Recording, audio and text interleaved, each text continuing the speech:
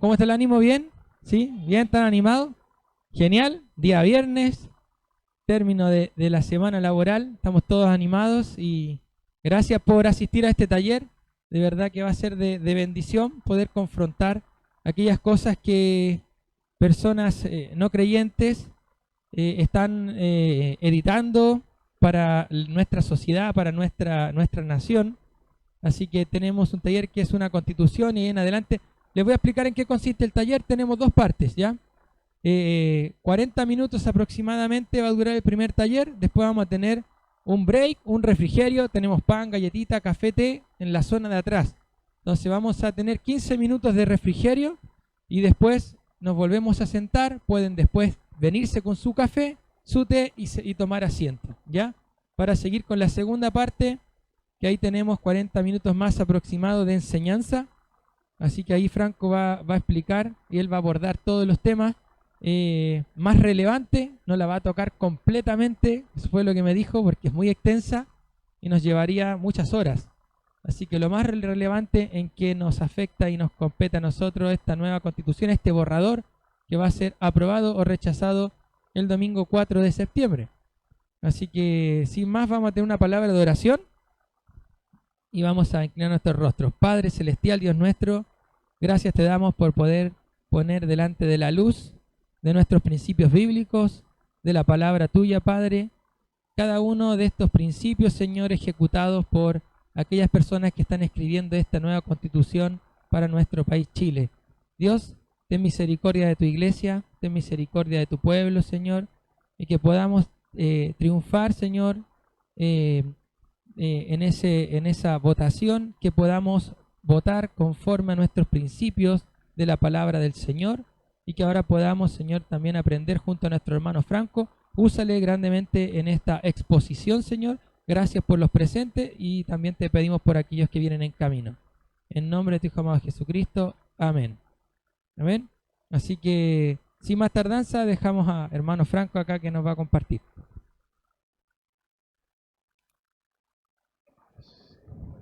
Ya, gracias. Sí. ¿Se escucha? Sí. Hola hermanos, que el Señor les bendiga. Para mí es un agrado poder enseñar y tener este taller. Es un taller muy práctico y muy, ¿cómo decirlo?, atingente a lo que estamos viviendo. Entonces, como lo decía el pastor, es difícil en cierta medida poder abordar en estos pocos minutos que vamos a tener todo el espectro que es la Constitución y los 455 artículos que tiene la propuesta, pero vamos a tocar finalmente los artículos que nos afectan o en cierta medida nos interesan como creyentes, como cristianos, y también hacer una revisión de los temas generales que son más medulares en una constitución.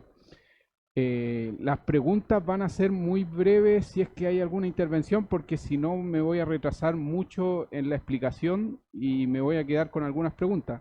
Así que si al final podemos hacer unas preguntas, si nos da el tiempo podría ser, o si no después en el intermedio del taller también podemos conversar. Y lo otro, va a haber como, no sé si algo más práctico, pero ver la posibilidad, Damaris me va a ayudar, bueno, ahora está con los niños, pero en el break, para las personas que no saben su lugar de votación, o porque fueron modificados algunos locales de votación, algunos votaban en un colegio, ahora votan en otro, para que lo puedan revisar con su root. Para las personas que no han visto, va a estar esa posibilidad con Damaris, ¿ya? Damaris Palma, no Domínguez. ¿Ya? Bueno, partimos. La constitución, cuando hablamos del proyecto de nueva constitución, siempre uno escucha hablar de carta fundamental y una serie de nombres que se le dan, pero nunca nadie explica qué es lo que es una constitución. Y todos dan por hecho de que todos tuvimos una buena enseñanza en el colegio de educación cívica y sabemos lo que es una constitución, pero yo creo que más del 80% de la población no sabe qué es lo que es una constitución, ni siquiera sabe lo que se va a votar. Entonces, lo primero que vamos a partir es hablando qué es una constitución. Una constitución es la ley fundamental del Estado que que con rango superior, perdón, me voy a poner los lentes,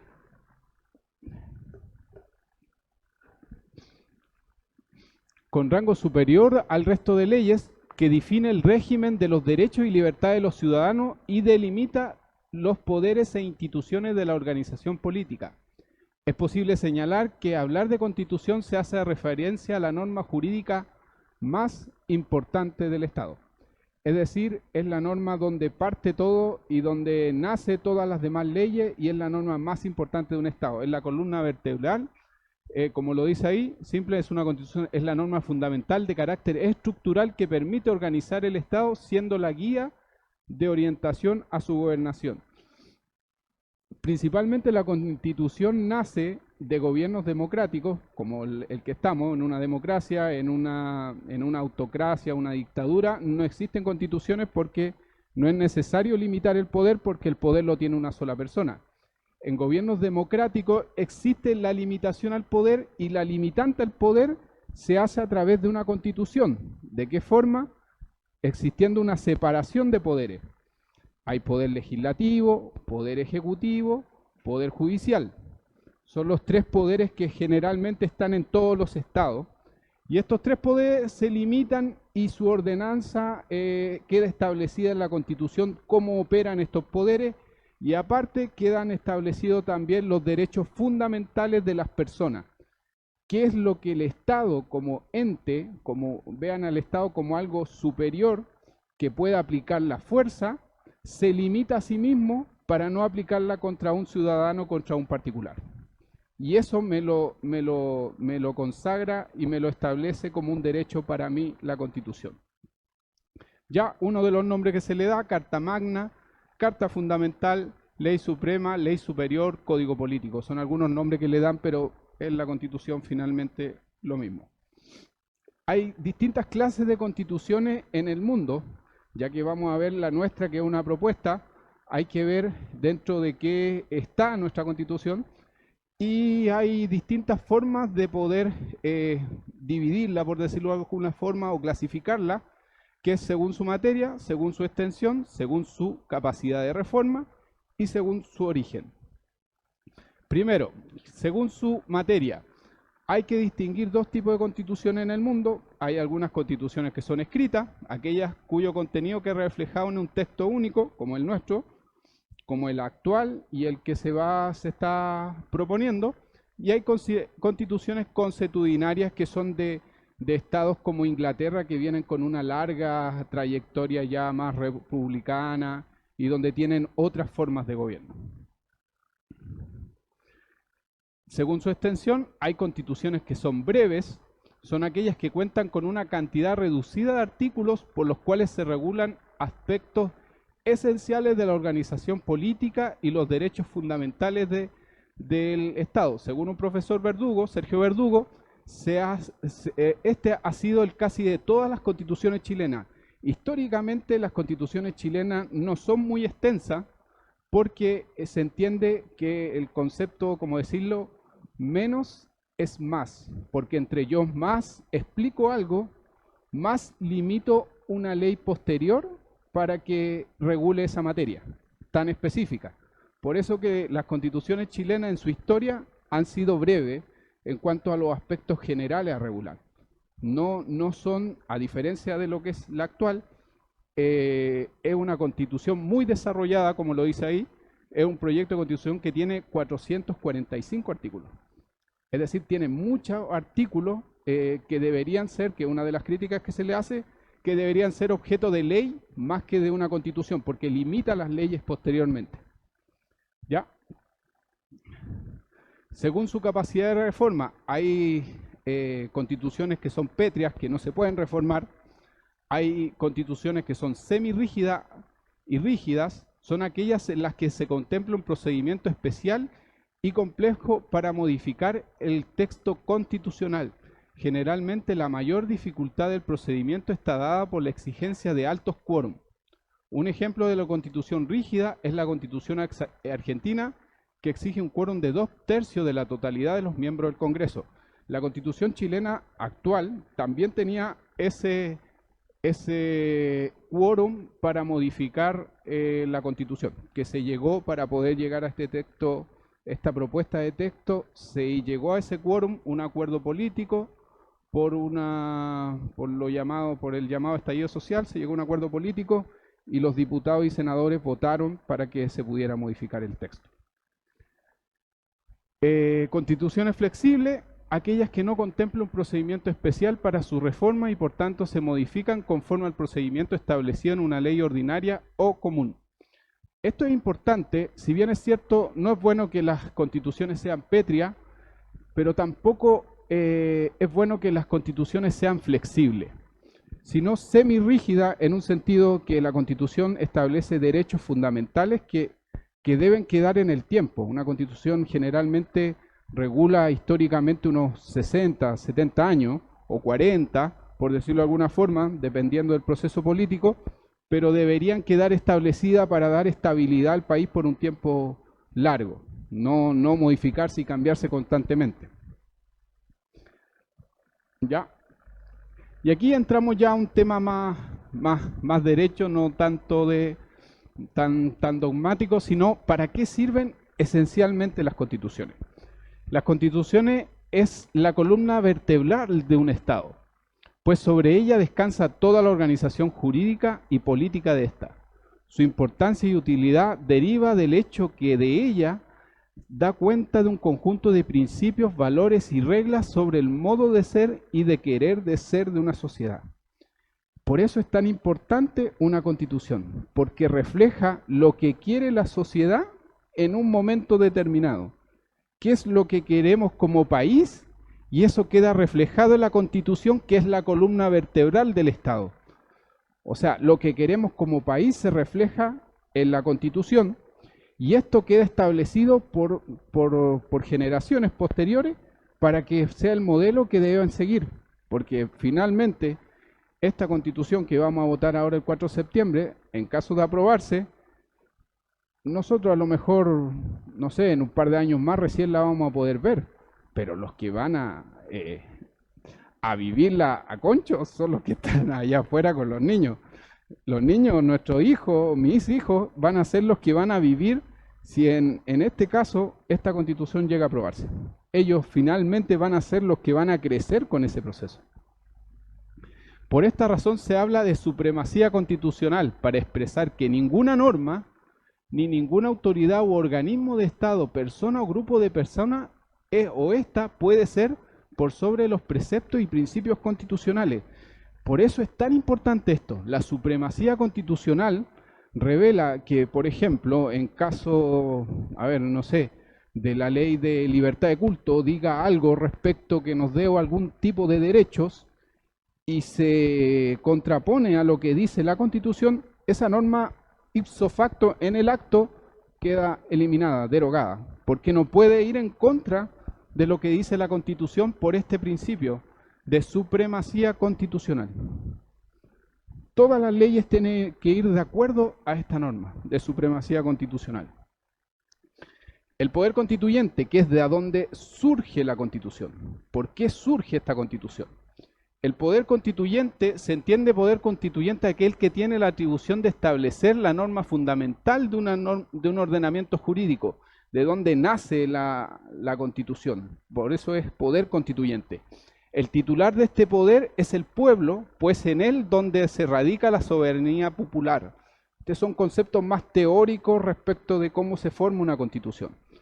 ¿Ya? Y son nociones similares. Se habla de poder constituyente originario al momento que un Estado otorga su primera constitución. La primera constitución chilena fue alrededor del año 1833, que se le llamó la Constitución de Portales. Hay otros proyectos de constitución que nunca nacieron, pero realmente la reconocida fue en 1833. A esa constitución podríamos llamarle un poder constituyente originario, y también en caso que una constitución a través de un procedimiento no provisto por la constitución anterior. Es decir, cuando la constitución por algún hecho, un golpe de Estado o lo que sea, se radica de forma total sin cumplir el procedimiento de la norma anterior. Y el constituyente derivado, que sería el caso de esta, es cuando la propia Constitución, la del 80, establece un procedimiento para reformarse, que es el que se cumplió para que llegara este proceso. Ya, vamos a ir al siguiente. Ahora ya vamos a entrar más de lleno. No, todavía no, Albrecht. Viene el... Ya ahora vamos a conversar un poco respecto...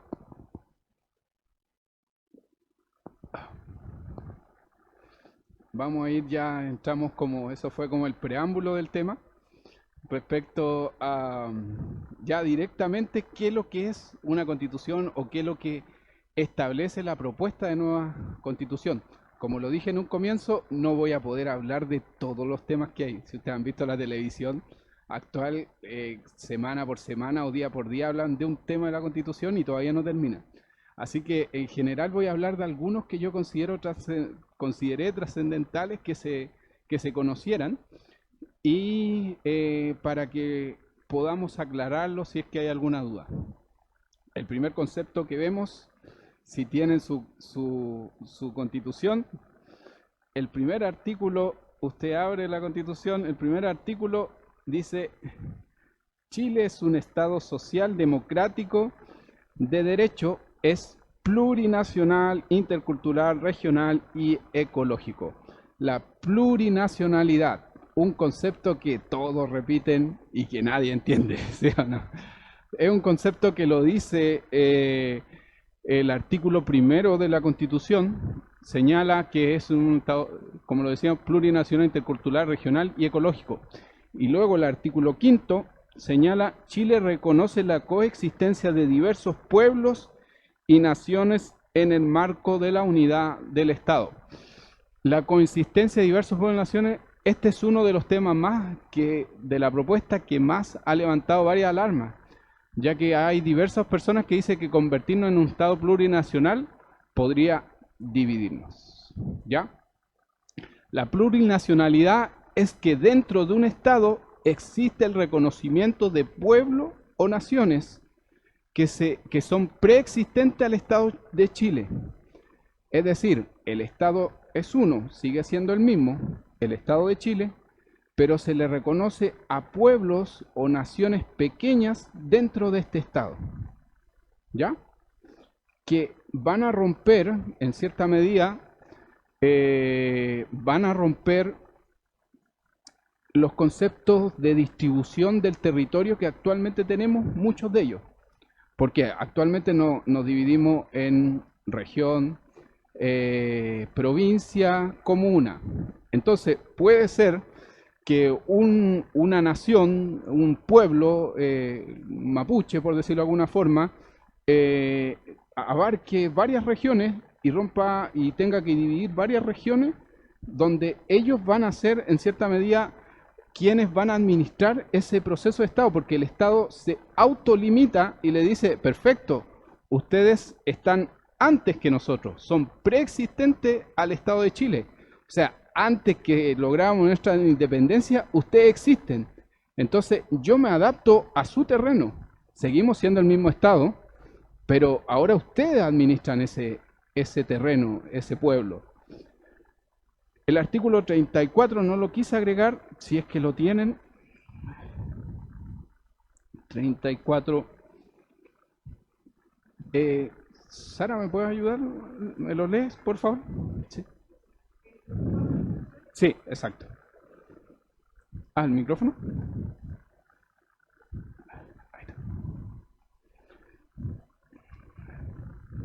Aló.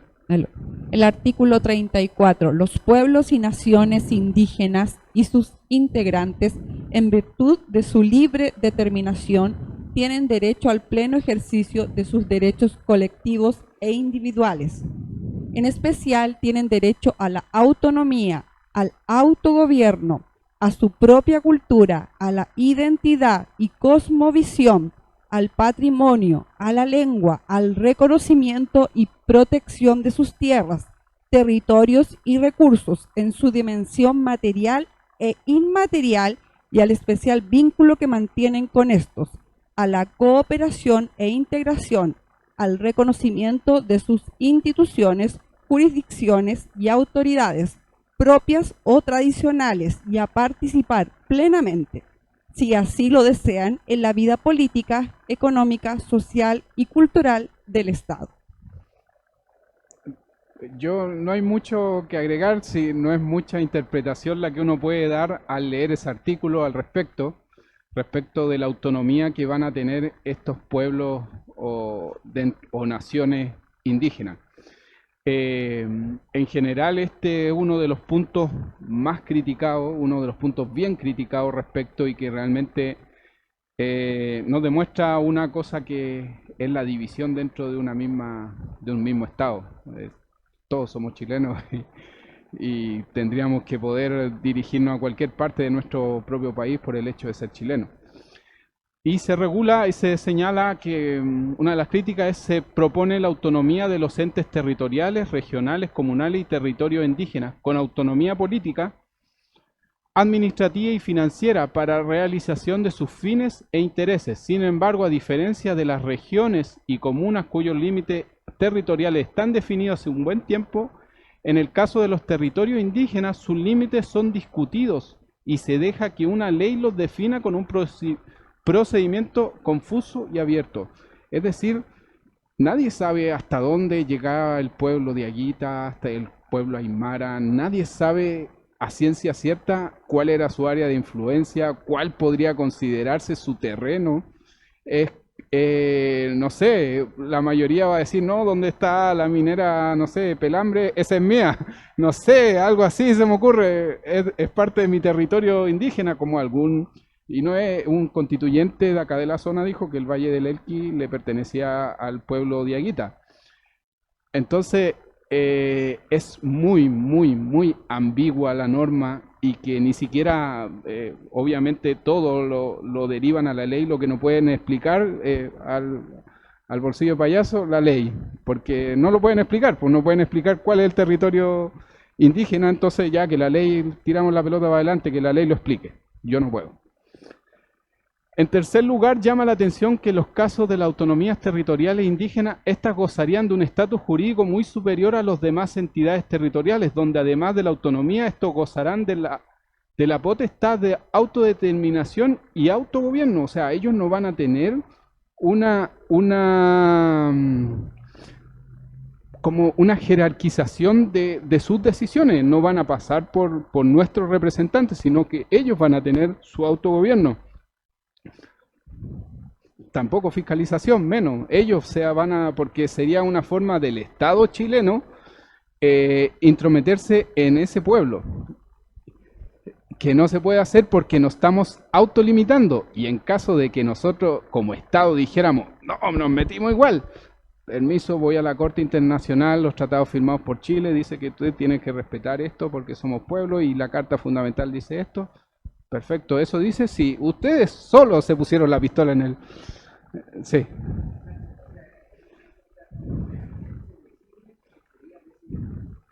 No, o sea, sería presidente del Estado de Chile, porque ellos seguirían siendo chilenos, pero su forma de autogobierno es autónoma a las decisiones que el presidente de Chile pudiera tomar. Claro, es lo mismo, pero seguían siendo chilenos, pero con su autogobierno. ¿Me entiende? Ya. Este privilegio también se observa en numerosas materias del texto, en donde claramente está en una posición superior en derechos respecto de los demás habitantes de la nación chilena. Y es cierto, después lo vamos a ver en tema del sistema jurídico, respecto a las normas jurídicas del Poder Judicial, también tienen algunas excepciones el tema indígena. Ya, vamos a pasar, lo íbamos a ver rápido, no íbamos a detenernos. El siguiente punto que quería ver era el tema del sistema de gobierno. La Convención ha dado su aprobación a lo que ha denominado un presidencialismo atenuado o bicameralismo asimétrico. Es decir, el presidencialismo, que es el presidente del Estado, del gobierno, actúa de tal forma que no se puede mover mucho porque está limitado por otro poder del Estado. ¿Ya? Generalmente la crítica que se le hace a la actual constitución del 80 es que la Constitución es muy presidencialista, que el presidente puede hacer muchas cosas en desproporción de lo que hace el Congreso, que es una de las críticas que se le hacen. Y la forma que encontraron es esto: efectivamente se traza un presidencialismo atenuado o debilitado en relación con lo que existe hoy. Así, por ejemplo, el presidente de la República carece de iniciativa legislativa exclusiva en materia económica.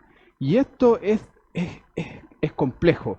Es complejo porque si el presidente no tiene esta facultad, que podría tenerla conjuntamente con el Congreso, o con la Cámara de Diputados o Diputadas, como se llama, pueden caer en el caso que algún diputado diga: voy a favorecer a los de mi sector y voy a hacer una iniciativa política para favorecerlo a ella, la votamos como somos mayoría, listo. Y el presidente no puede hacer nada. ¿Por qué no tienen ellos o de autodesignarse el Congreso los recursos?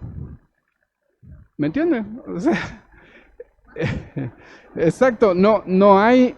Por eso es importante que lo que decíamos al comienzo, las constituciones son para limitar el poder. Tiene que haber ese equilibrio entre los poderes del Estado, porque si no, cae que uno pasa a llevar otro poder y puede cometer una barbaridad. Entonces, ya, la que deberá compartir con el órgano legislativo. Se debilita su poder de veto, no participará en el proceso de nombramiento de jueces y juezas, entre otros aspectos. Esto ya pasa, que es algo igual muy delicado, el nombramiento de jueces y juezas, porque va a pasar ya finalmente que los jueces van a perder ese grado de independencia que tenían, porque el Poder Judicial es uno que lo hace ser judicial, es que sean independientes de otros poderes, o si no pasan a ser ya jueces más políticos, como se ve en otros países, en Venezuela, en Argentina, que pasan a ser ya más políticos que interesarles llegar a una sentencia clara, sin ningún atisbo de algún sector. Entonces es complejo esto, porque no va a ir en contra de la transparencia del Estado, de cómo actúa, ni en contra de tantos casos de políticos que han cometido algunos delitos. ¿Ya? Entonces, eso es el poder de veto también del presidente, que también se debilitó, ya no lo va a tener. Actualmente, el poder de veto, para los que no conocen, es cuando hay un proyecto de ley que se tramita, sigue todo su proceso, dentro de la Cámara de Diputados, dentro del Senado, se aprueba, pero el presidente no está de acuerdo y dice: pongo un veto a este proyecto. Y lo devuelve nuevamente a la Cámara de Diputados, y el veto generalmente viene con algunas indicaciones. No estoy de acuerdo por esto, entonces se produce nuevamente esa discusión, esa conversación de ese proyecto de ley para que pueda salir. Ahora ya no, ahora no va a existir ese poder de veto, no existiría ese poder de veto, sino que simplemente ese proyecto de ley, si lo aprueba la Cámara de Diputados, porque ya no va a existir Senado, se aprueba, ya es ley.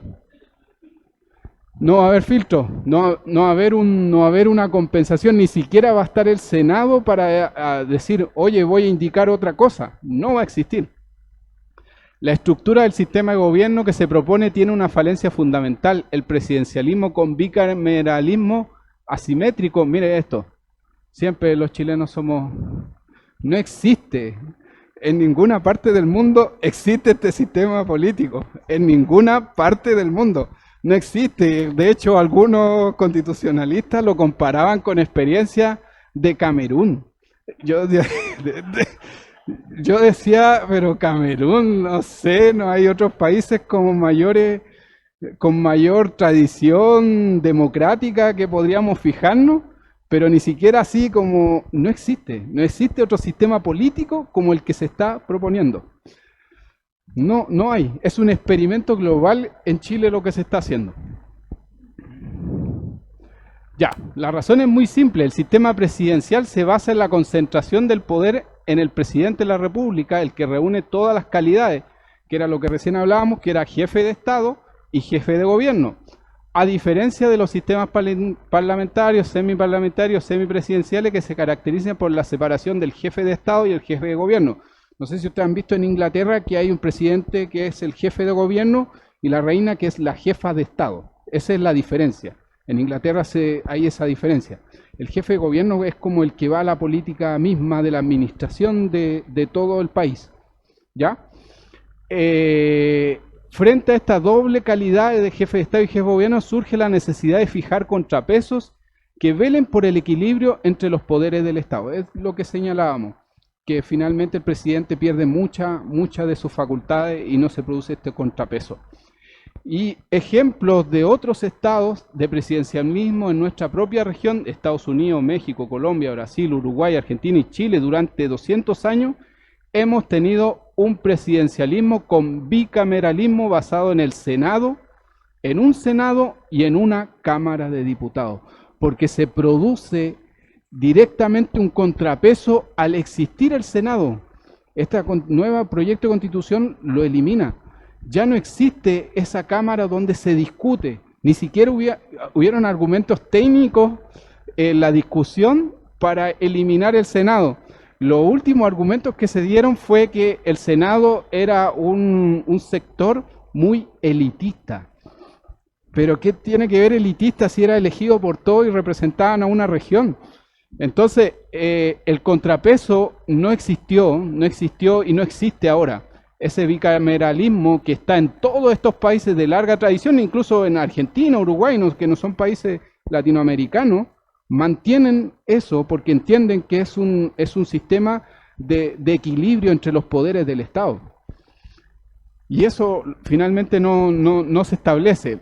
Hay una omisión gravísima en lo que propone la convención. Queda sin resolver lo que tal vez sea el aspecto más grave de la situación actual política e institucional que vive el país desde el punto de vista de la gobernabilidad democrática. El sistema electoral ha sido dejado a la ley. Es decir, la Constitución del 80 está establecido el sistema electoral en esta Constitución. ¿Ya? En la propuesta constitucional deja de estar en la Constitución. ¿Me entienden? Entonces, con una Cámara de Diputados y Diputados solamente existiendo, no existiendo el Senado, el sistema electoral se puede modificar muy fácilmente, porque es de rango legal. No va a quedar protegido por la Constitución. Quedaron millones de instituciones, quedaron más de 12, el día de ayer contamos con Marronet el número de instituciones que quedaron, que Defensoría del Pueblo, que una enormidad de instituciones que nadie conoce y que han sido creadas, y que se quedó afuera algo tan delicado como es el sistema electoral. Es cómo votamos, cómo vale nuestro voto. Es decir, con una ley podrían modificar y decir que desde los 14 años pueden votar. ¿Me entienden? Entonces, es súper delicado ese tema que quedó afuera como sistema político, el sistema electoral, con el peligro que cualquier gobierno de distinto sector político, con la medida que cuente con una mayoría legislativa, pueda ir modificando el sistema electoral a su antojo según su propia conveniencia. Es muy delicado eso, que no quedara en la Constitución. Los sistemas judiciales, porque ya no se podemos hablar de él, actualmente se le conoce como el Poder Judicial, y ahora se llama los sistemas judiciales porque ya ni siquiera hay uno. Ya, hay numerosos cambios en el proyecto que introduce el sistema judicial. Hay 4 que nos parecen más relevantes. El primero es el cambio de nombre. La Constitución deja de consagrar el Poder Judicial y lo sustituye por sistema de justicia. El término poder del Estado connota independencia, poder en ese caso para defender la vida, la libertad, la honra y demás derechos de las personas.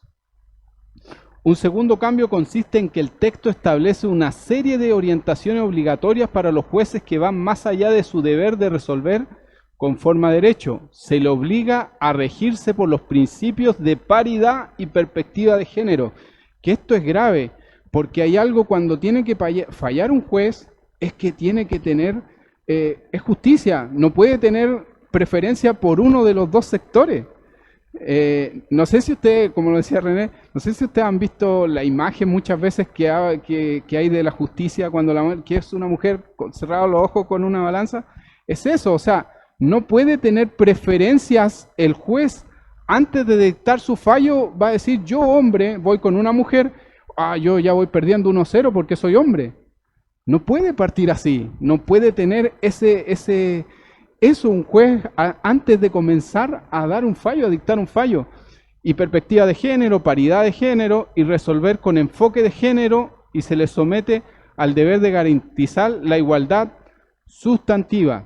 Es decir, acá también hay muchos conceptos nuevos, mucho enfoque de género, paridad de género e igualdad sustantiva, que dice relación, se ha discutido mucho el tema, pero son conceptos de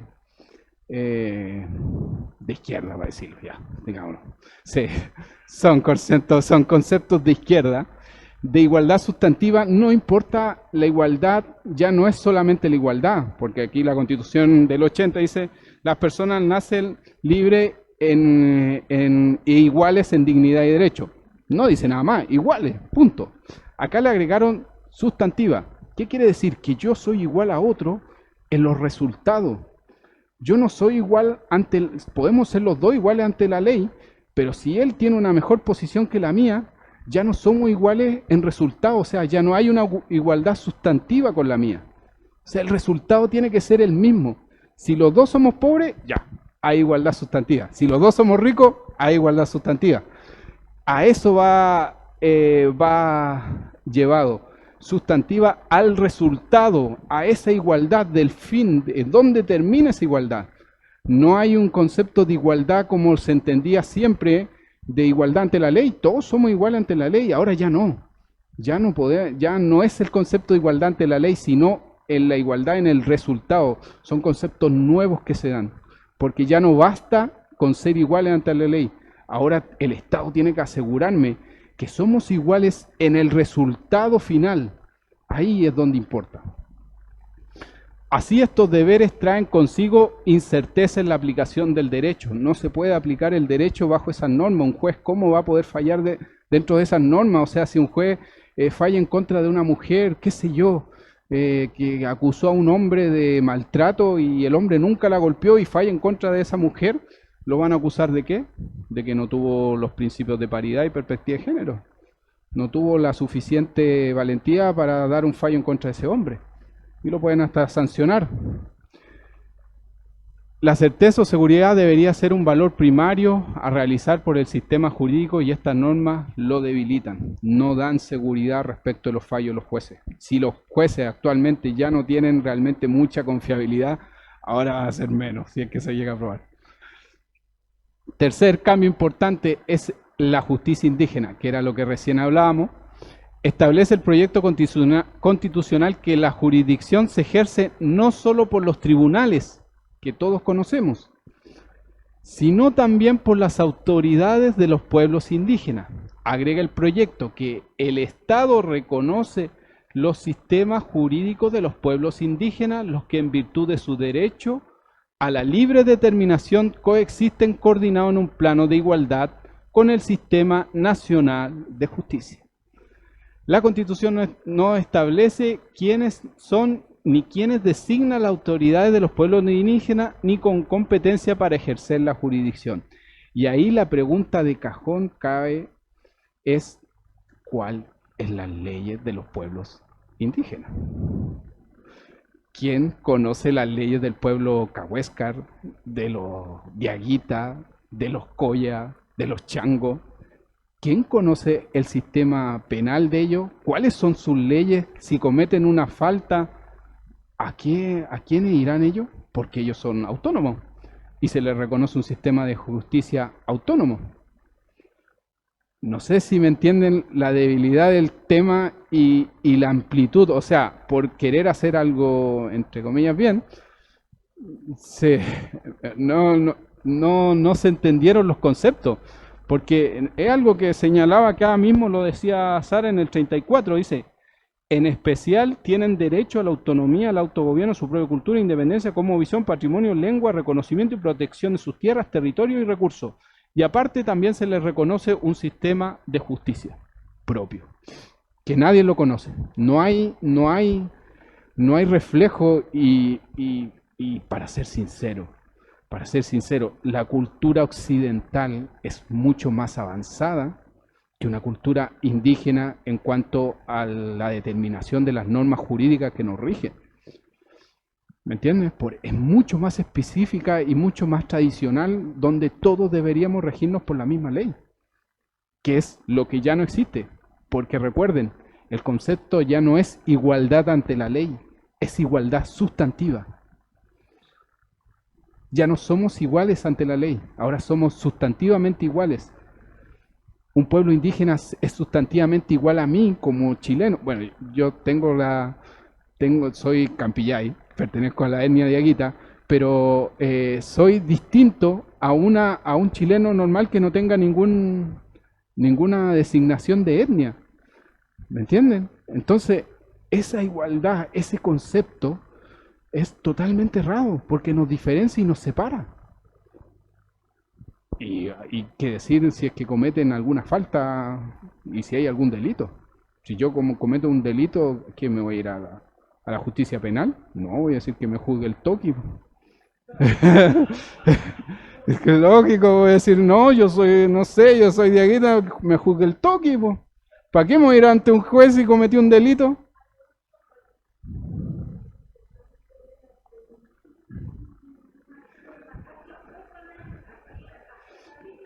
¿Quién? Exacto, que no hay limitación, o sea, hay tal desorden de ideas que se quiso hacer algo bueno que no se logró, ¿me entiende? Por hacer un reconocimiento especial a los pueblos originarios, no se logró. El cuarto es un cambio sustantivo al actual proyecto que consiste en haber privado a la Corte Suprema de la superintendencia directiva, correccional y económica sobre todos los tribunales. La Corte Suprema ya no va a existir, no va a tener esa capacidad sobre todos los tribunales. La Corte Suprema, a grosso modo, es como, entre comillas, el presidente de todos los demás tribunales de todo el país. Después de las Cortes Supremas viene la Corte de Apelaciones, que está por cada región. Acá está la Corte de Apelaciones, y de ahí vienen los juzgados, dependiendo de los tipos: juzgados penal, juzgado civil, tributarios, laborales, de familia. Y así se van distribuyendo. Ahora la Corte Suprema ya no va a tener esta superintendencia. A cambio, un Consejo Nacional de Justicia. Que eso huele a muy... Suena claro, muy hacer una revisión integral y periódica de todos los tribunales. Suena muy político. Es decir, ya no si yo gobierno, esto ya no la justicia, un juez, alguien que se me ocurre investigarme, para afuera, me está molestando.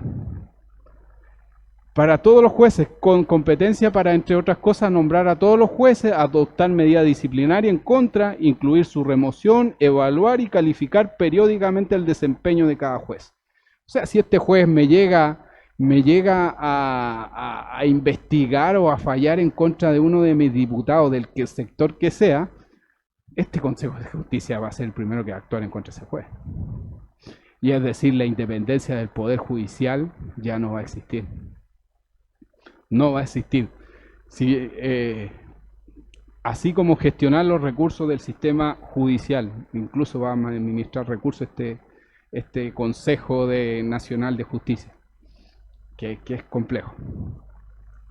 Esta amenaza a la independencia judicial no desaparece y nos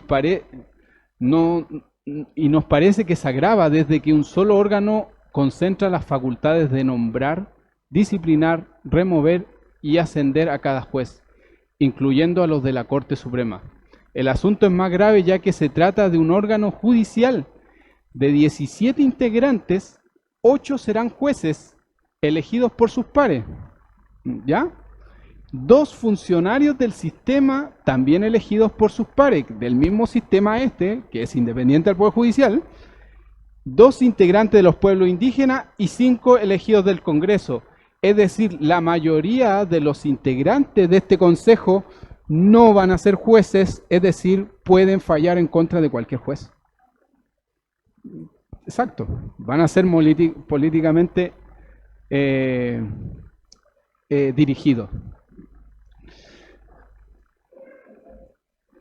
Y el último que quería tocar como gran tema, que va a ser, que es muy importante porque es lo que se habla actualmente, ¿no? Que hay un acuerdo en algunos sectores, que no vamos a reformarla, y qué tan cierto es eso.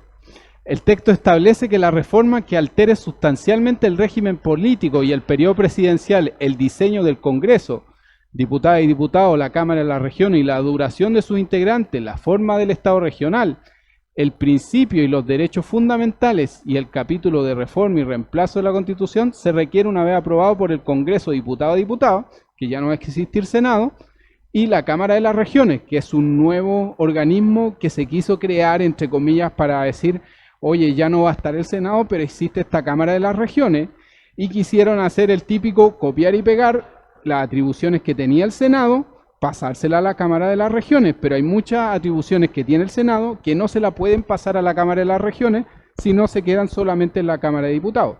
Entonces, la Cámara de las Regiones quedó como algo así, como un ente medio no sé, medio así ambiguo, que no se sabe bien cuál es su función, pero limitar el poder de la Cámara de Diputados, no lo va a hacer. Entonces, de un plebiscito o alternativamente de su aprobación por los 2/3. Una de las críticas que se le hacía a esta Constitución de un sector político era los 2/3 para reformarla. Y ahora no nos parece que no era tan mala la idea. Ahora nos parece que la idea no era tan mala de dejarla en 2/3 del Congreso de la Cámara de Diputados y Diputados para modificarla. Es decir, si hay un sector político que en este momento se está poniendo de acuerdo, va a necesitar de la vereda del frente los votos para poder modificarla. Y como está ahora actualmente el Congreso de Diputados y Diputadas del Senado, donde hay más de 20 partidos políticos, ya no hay como dos grandes fuerzas como existieron en algún momento, ahora existe una cantidad de partidos políticos, generalmente a esta aprobación no van a llegar. Y más encima va a haber un plebiscito en el caso de que se llegue a esta votación. Es decir, es muy difícil reformar la Constitución. Es muy difícil reformar la Constitución una vez aprobado esto. Es muy difícil cambiarla. O sea, tendría que pasar algo muy raro, que nunca en la historia ha pasado que gobierne tanto una coalición política y llegue a estos niveles de votación. Entonces, y sumado que si es que afecta en algo a los pueblos indígenas, tendría que haber una consulta indígena de igual forma para que se pudiera hacer esa modificación.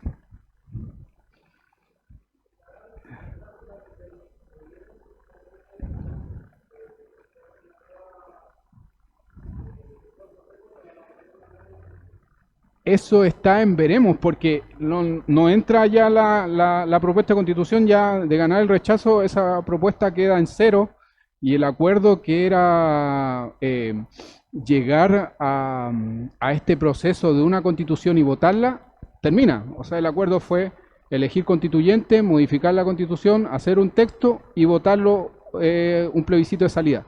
Y ahí se termina. O sea, una interpretación es la del gobierno que dice que, bueno, sigamos el proceso, elijamos de nuevo y hagamos el proceso de nuevo hasta que se vote y se gane y se apruebe una nueva constitución.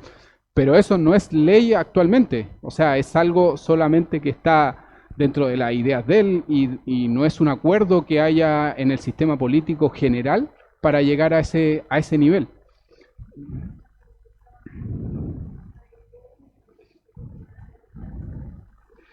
Eso es dentro del sistema, dentro de esta constitución, modificar esta constitución. La antigua, la del 80. Esta es la del 80. Claro, para poder modificar los aspectos más, o sea, que se quisiera modificar de esta constitución. Sí, eso se aprobó y ya los 4/7 están aprobados en esta constitución. Entonces ya se podría modificar. Entonces, ahí ya después del 4 de septiembre lo que pase, si es que gana el rechazo, es todo especulativo. Generalmente hay muchas organizaciones que están señalando que lo más óptimo, porque ya se vio el circo que era una convención, es citar a un comité de expertos que redactaran una constitución más lógica. O por último, que lo hiciera el Congreso en discusión amplia y aceptaran y vieran cuáles son lo que se debe modificar y cambiar y que se cambie. Exacto, entonces eso ya después del 4 de septiembre es donde entraría a todo ese proceso, digamos.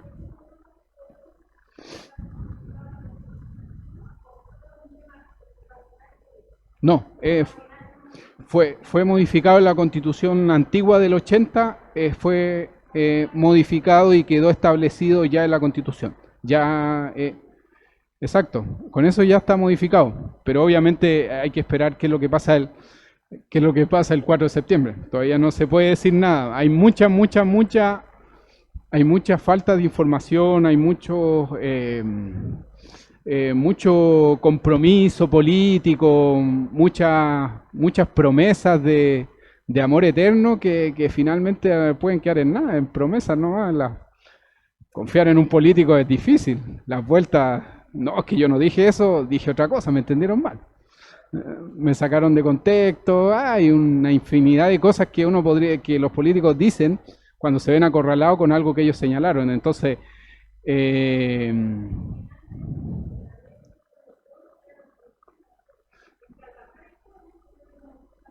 exacto, se pueden, exacto, el quórum que se modificó en la actual Constitución y que ahora en este proceso es donde ya se pueden hacer cambios más estructurales, por decirlo de alguna forma, a la Constitución actual, porque todavía está vigente.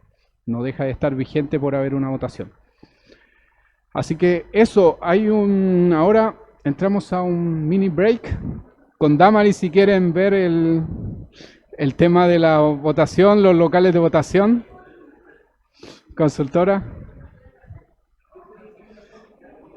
De lleno ya a los temas más sensibles y nos llegan más exactamente más de cerca.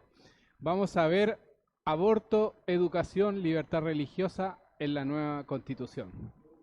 Yo sé que se me quedaron afuera algunos temas, eutanasia se me quedó afuera, familia, pero no, por temas de tiempo no era muy difícil, una próxima. Sí.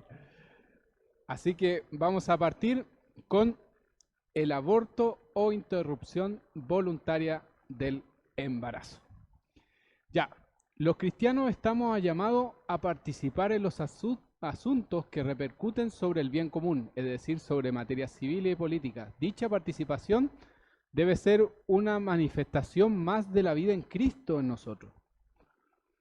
En coherencia con las enseñanzas del Evangelio, anuncio del amor de Dios que nos han mostrado en Cristo que es más poderoso que la muerte. Es algo que nosotros creemos en la vida, que es más poderosa que la muerte. Siempre ha sido un concepto que nosotros tenemos como creyentes. Vamos a ver al tiro el artículo 61, si lo tienen ahí. 61.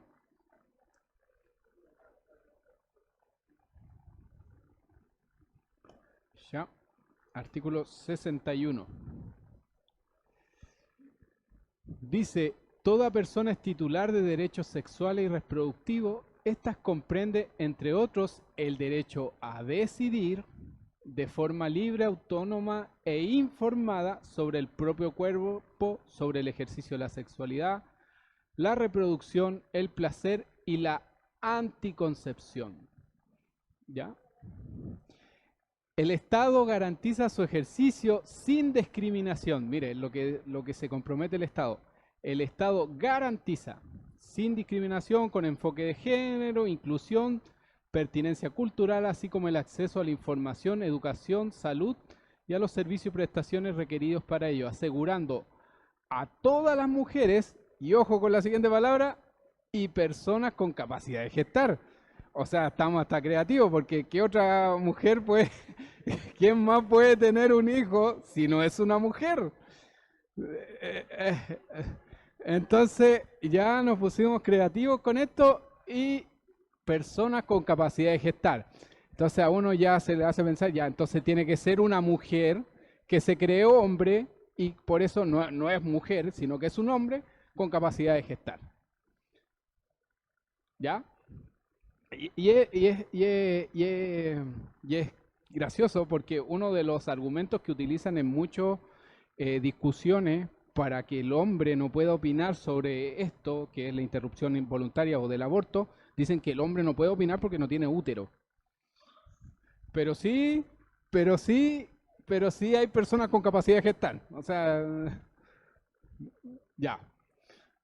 Una interrupción voluntaria del embarazo en parto y una maternidad voluntaria y protegido a sí mismo garantiza su ejercicio libre de violencia, las de interferencia por parte de terceros, ¿ya? Ojo, de terceros, ya sea individuos o instituciones. Las iglesias son instituciones, nosotros somos individuos. La ley regulará el ejercicio de estos derechos. El Estado reconoce y garantiza el derecho a las personas a beneficiarse del progreso científico para ejercer de manera libre, autónoma y no discriminada de estos derechos. ¿Qué significa la propuesta de la nueva Constitución? Ya, en palabras simples. Se trata de una concepción hedonista de los derechos. Ven que el artículo 61 habla respecto forma libre, autónoma e informada sobre el propio cuerpo, sobre el ejercicio de la sexualidad, la reproducción, el placer y la anticoncepción. Le dan, y esto lo vamos a ver repetido en una serie de derechos respecto que es una constitución que establece mucho el que yo siento, el placer mío, no me importa el resto. Me importa mi placer, vivir mi sexualidad, no me importa si daño a otro. Ok.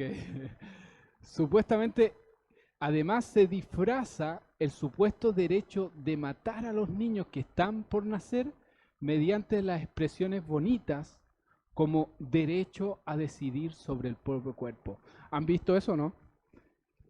Usted habla del aborto, ¿y qué estáis hablando? Eso es derecho a decidir sobre el propio cuerpo. Es interrupción voluntaria del embarazo. Y ni siquiera los conceptos son claros, porque cuando uno habla de interrupción, cuando alguien viene y me interrumpe, yo puedo volver a retomar donde dejé el discurso o la conversación. En este caso no existe interrupción, es una terminación del embarazo, porque el embarazo termina ¿por qué termina? Porque está la muerte del que está por nacer. Muere, no hay una interrupción. Hay una terminación del embarazo. El concepto es cerrado porque no hay una interrupción voluntaria del embarazo. Es una terminación de este embarazo y por lado no incorpora, que es lo más terrible, plazos ni causales que limiten este derecho.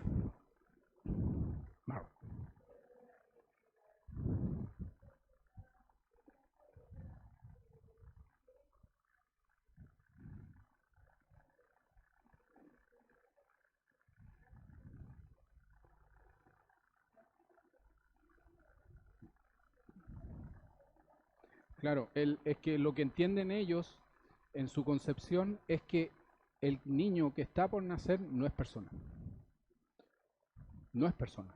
Y es algo tan ideológicamente pensado que entienden como sujeto de derecho a la naturaleza. La naturaleza es sujeto de derecho, pero un niño que está por nacer de nuestra propia especie humana no es sujeto de derecho. No tiene protección.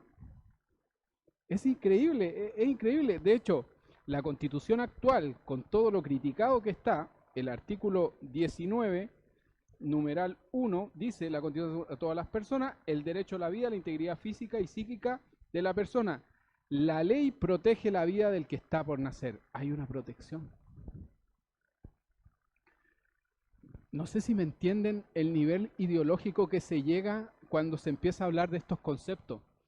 Y basta muchas veces, yo le decía a Damari, que basta leerlo, ni siquiera a veces hay que explicarlo demasiado para entender que esto no es algo que agrada a Dios. Yo no sé, Yo tendría que estar, no sé, tener una venda, no sé, mental, para no darme cuenta que esto no está agradando a Dios. No incorpora plazos ni causales que limiten este derecho, y la remisión a la ley no necesariamente lo limita. Actualmente hay abortos en 3 causales, que son tan sumamente limitadas y a un periodo de tiempo de la mujer, de gestación de la mujer.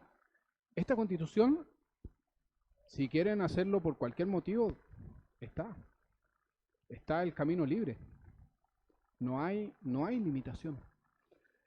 Por último, este supuesto derecho no podrá ser interferido por personas ni instituciones, con lo cual se prohíbe la objeción de conciencia personal e institucional. Es decir, un médico cristiano tiene que hacerlo obligatoriamente. Actualmente no. Instituciones confesionales como la clínica UC son clínicas que habitualmente no hacen abortos. Ahora estarían vistos obligados a ejercerlo, porque es un mandato constitucional, porque la norma, el Estado garantiza, el Estado reconoce y garantiza el derecho. Me violentan mi derecho, me violentan si el Estado no lo hace, o una institución, una persona me deniega eso. De hecho, habla respecto de la información, autonomía informada sobre el propio cuerpo. Cualquier consejo que se pueda dar al respecto que vaya en contra a eso puede ser causal de que me están violentando mi derecho.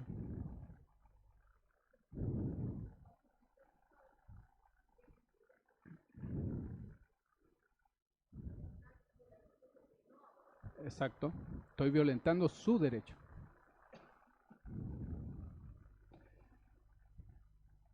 ¿Cuáles son los derechos? ¿Cuál es la vulneración de derechos que se establece con este artículo? La vulneración del derecho a la vida. La nueva Constitución establecería como un derecho al aborto libre, sin límite de tiempo ni causales. Vulneración de la libertad religiosa. La Constitución en principio prohibiría la objeción de conciencia personal e institucional. Ya no existe una objeción propia, yo no puedo tener mi propia idea respecto a esto. Existe una interpretación de esto, y que es la del Estado, y que yo tengo que acatarla, o si no me cancelan a mí como persona. ¿Me entienden? Yo no sé si ustedes han escuchado mucho de la doctrina de la cancelación. La doctrina de la cancelación está en boga actualmente en muchas universidades en el país y en el mundo, donde las personas, por el hecho de pensar distinto, ya están cancelando su opinión y están llevando el ataque a forma personal. Lo vemos en la televisión. Hay un actor, Álvaro Rudolphy, que dijo que iba a votar por un sector, y lo criticaron de su gremio todos los demás actores.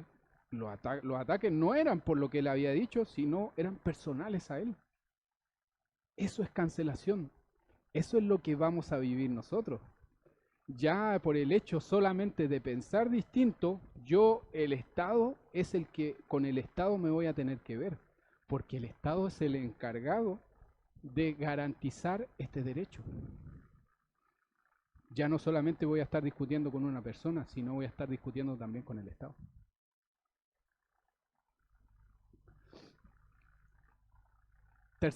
Tercero, derechos sexuales y reproductivos. Un concepto en boga hoy es el llamado derechos sexuales y reproductivos, término ambiguo que en ocasiones se utiliza como subterfugio para legitimar el aborto. Es decir, se cambia, se dice, no, es que es un derecho sexual y reproductivo. El día miércoles de esta semana pasé, porque trabajo ahí frente a la plaza, pasé por la plaza y había una feria. Y siempre hay una feria de algo, a veces de agricultores, de pequeños productores, y cerca siempre hay algo. Y pasé y era una feria de la municipalidad, y que era de estudiantes, colegiales, de liceo, y la feria era respecto a la sexualidad. Y salía un adultómetro respecto a qué tan adulto eras. y hablaba respecto a temas sexuales abiertamente. Habían figuras, pene, vagina, cómo se hacía, cómo se usaban los preservativos. O sea, la información no era, ya no, era casi aborrecible, o sea, no era ni siquiera información, y era como promoción, ¿me entienden? Entonces, en ese sentido, estos subterfugios de legitimar el aborto usando la expresión derechos, porque no es un derecho el matar a otro, porque cuando se habla de derecho es lo que yo tengo, y mi derecho termina cuando afecto el derecho de otro. Cuando yo tengo un bebé, bueno, no yo, una mujer tiene un bebé, eh, estoy afectando el derecho de otro ser que está en su vientre. No es mi cuerpo solamente, sino que es un ser independiente a mí. Independiente, aunque sea la madre, es independiente. Y es de tu propia especie. Entonces, no es derecho el plano de la supuesta autonomía de la mujer para realizar esta acción sin atender siquiera al debate cerca de la humanidad y la dignidad del que está por nacer. Ni siquiera se habla, ahora se trata de eliminar incluso la palabra aborto, porque incluso en algunos países se está prohibiendo ir a orar al frente de una clínica abortiva. Se le está considerando delito. ¿Por qué creen ustedes? Porque las mujeres, en cierta medida, cualquier mujer que tenga un niño en su vientre va a entender que ese es su hijo. Es una relación natural de la madre con ese ser que produce posteriormente al aborto, que no es ninguna alternativa, depresiones. Hay una gran cantidad de mujeres que quedan en depresión porque se lo dan como alternativa. Dígame.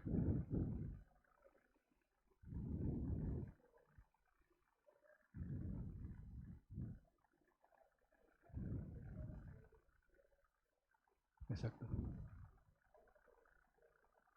Es, exacto. Es que en realidad muestra la decadencia de nuestra sociedad, de que estamos denigrando a nuestra propia especie. Nuestra propia especie ya no está teniendo derecho. Eso es lo que estamos llegando. Tenemos derecho al ocio, al ocio. Esta constitución establece derecho al ocio, al tiempo libre. La naturaleza es sujeta a derecho, los glaciares, pero el niño que está por nacer no tiene derechos en esta constitución, ni siquiera es reconocida. ¿Qué nos dice la Biblia? Salmos 139, 13 al 16. Tú creaste mis entrañas, me formaste en el vientre de mi madre. Te alabo porque soy una creación admirable. Tus obras son maravillosas y esto lo sé muy bien. Mis huesos no te fueron desconocidos cuando en lo más recóndito era yo formado. Cuando en lo más profundo de la tierra era yo entretejido. Tus ojos vieron mi cuerpo en gestación. Todo estaba ya escrito en tu libro, todos mis días se estaban diseñando, aunque no existía uno solo de ellos.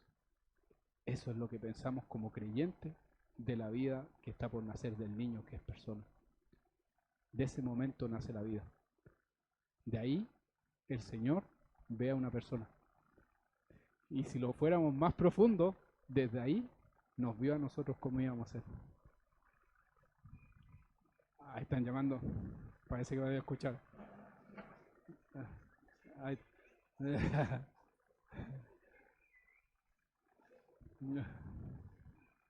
Están llamando.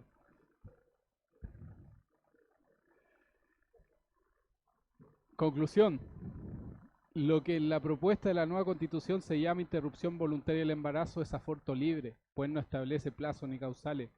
Además, la prohibición de interferencia por parte de terceros, sean personas o instituciones, en la práctica prohíbe la objeción de conciencia, sino que además activamente impone el aborto como un derecho, impone como un pensamiento a toda la sociedad el aborto. Porque tú no puedes ir en contra de algo que el Estado está garantizando. Digo.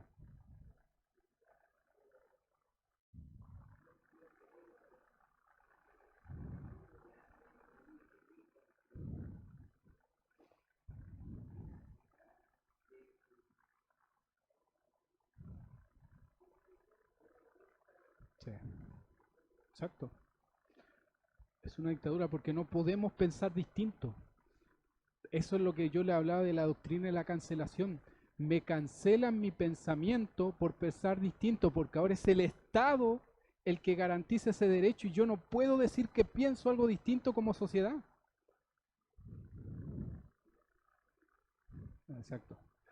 Por tanto, la propuesta de constitución es incompatible con las enseñanzas claras y reiteradas de la Iglesia, de la Biblia, al menos al respecto de la vida del que está por nacer, que debemos ver como un valor no negociable. ¿Podemos negociar el sistema político? Podemos. ¿Podemos hablar respecto si que hay Cámara de Diputados, hay Cámara Regional? Podemos, bueno, pensarán distinto, pero en esto no podemos pensar distinto. No podemos pensar, es la esencia de ser creyente, el creer en la vida. Que es como lo que conversábamos, cómo alguien, bueno, voy a adelantarme a la conclusión, pero cómo algún cristiano o algún creyente puede pensar que esto va a beneficiar al país. No sé si me entienden. Lo demás lo podemos negociar, hablemos, discutamos, veamos, bueno, ya ese presidente, este otro, pero esto no. Es claro lo que señala la Biblia, es claro lo que nos enseña el Señor respecto. No hay mucho que comentar, incluso al leer el texto solamente, el artículo, ya te das cuenta cuál es la visión que establece en ese artículo. Libertad religiosa y nueva constitución. Los cristianos estamos llamados a participar en los asuntos que repercuten sobre el bien común. Dicha participación debe ser una manifestación más de la vida de Cristo en nosotros. En coherencia con la enseñanza del Evangelio de Jesús, dijo que el que quiere que todos los hombres se salven y lleguen al conocimiento de la verdad, que es Él mismo.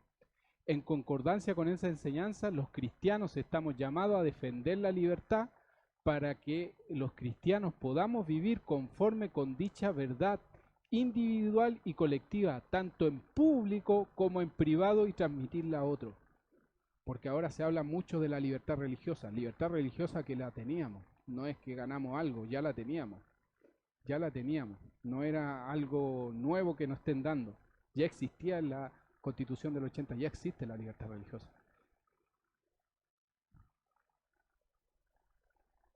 Ahí está. Esos son los artículos que señala, si lo quieren buscar, el artículo 9.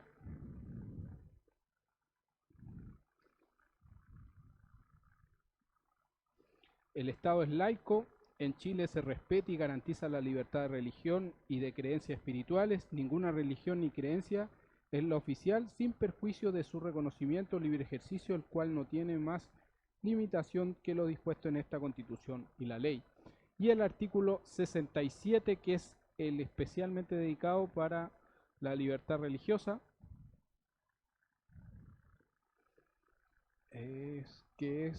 dice, toda persona tiene derecho a la libertad de pensamiento, de conciencia, de religión y de cosmovisión.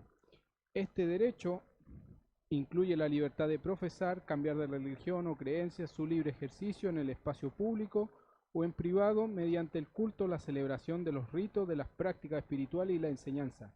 Además, compromete la facultad de erigir templos, dependencias y lugares para el culto, mantener, proteger, acceder a los lugares sagrados de relevancia espiritual y rescatar y preservar los objetos de culto que tengan un significado sagrado. El Estado reconoce la espiritualidad como un elemento esencial del ser humano. Las agrupaciones religiosas y espirituales pueden organizarse como personas jurídicas, tienen prohibida toda forma de lucro y sus bienes deben gestionarse en forma transparente de conformidad a la ley. Y lo último, respetando los derechos, deberes y principios que esta Constitución establece. Exactamente. O sea, yo Estado te reconozco a ti tu libertad religiosa, pero a la vez te digo hasta dónde llega. Tu libertad llega hasta aquí. Si no, no hay libertad. No hay libertad. No hay libertad porque es eso lo que existe en cierta medida. El artículo 61 dice: el Estado garantiza su ejercicio sin discriminación con enfoque de género inclusión y pertinencia cultural, así como el acceso a la información. Gracias. El acceso a la información, educación, salud y los servicios y prestaciones requeridos para ello, asegurando a todas las mujeres y personas con capacidad de gestar. Este se quedó pegado del artículo del aborto. Ya. Pero el 67 era el que nos importaba respecto a la libertad religiosa. ¿Qué significa la propuesta de la nueva Constitución? El Estado laico como principio general. La nueva Constitución incluye el Estado laico como un principio general que incluso podría limitar algunos derechos fundamentales. La vulneración de la libertad religiosa, que era lo que estábamos hablando. Las agrupaciones religiosas deberán someterse a los derechos, deberes y principios que esta Constitución establece. Hay que someterse a eso. Hasta ahí llega mi libertad. Ya mi libertad no continúa más allá, entre los que se incluye la identidad de género, que son principios que esta Constitución establece, la educación sexual, el aborto, la eutanasia y conceptos que esta Constitución establece. Esos son las limitantes a nuestro derecho. Yo de ahí para allá no puedo pasar. Si yo empiezo a hablar con el aborto, en contra del aborto, ya, eso no es libertad religiosa, está ahí afectando el derecho de otra persona. Vulneración del derecho preferente y deber de los padres a educar a sus hijos. El principio de una educación pública laica hace que los hijos de padres que no tienen alternativa o no puedan recibir educación religiosa, la educación pública actualmente todos saben que no se puede ser confesional. A lo más hay algún profesor de religión evangélica, pero en general la información que se está entregando en los colegios actualmente, ni siquiera aprobada esta Constitución, ya no está conforme a las edades de los niños. O sea, hay que estar como padres muy atentos a esto. Hoy la educación religiosa en los establecimientos públicos es denominacional, pero libre. Es una posibilidad para los que la deseen. La nueva Constitución prohibirá esa posibilidad, porque en la práctica se atenta contra la dimensión educativa de la libertad religiosa. Es decir, los conceptos religiosos de educación ya no van a poder ser posibles, porque está atentando con los demás principios que establece la Constitución. ¿Me entienden?